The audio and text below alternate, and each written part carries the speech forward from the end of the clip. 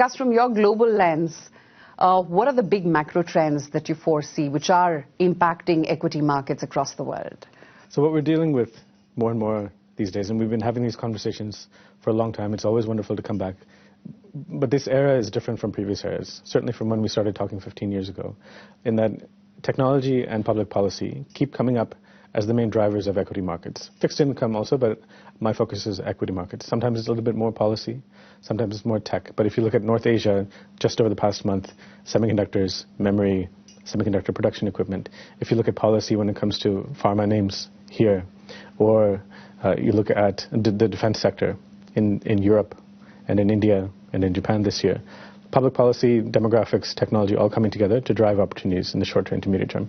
Also, what I would say in the long term, one of our foundational beliefs is that markets will continue moving higher because they have to. So if you look at the Value Up program in South Korea, the corporate governance transformation underway in Japan, the fact that Xi Jinping is now allowing entrepreneurs to make money, the markets to go higher and higher in China, it's because we don't have very many mechanisms for people to preserve and then grow their wealth.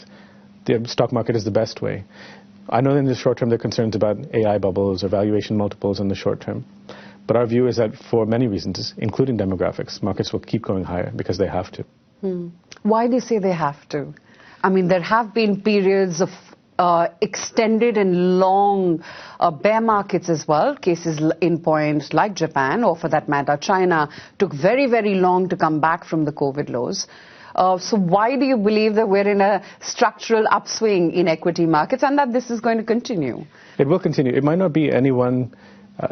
Not all markets will move uniformly. Sure. So we've seen that this year. Look at the wides of India versus emerging markets, India versus developed markets. By the way, that's improving the setup into 2026. We can talk about that later. It's a little bit too early to talk about 26, but India's setup heading into next year is looking pretty good. And so we've seen dispersion this year, but overall, tech will drive it, policy will drive it, defense sector, infra spending, education, healthcare. All these sectors are going to drive equity markets higher because that's where the growth is. And this is a great home, a great time for active stock picking as well, whether it's at a country-wise allocation level. Coming into this year, we were underweight India.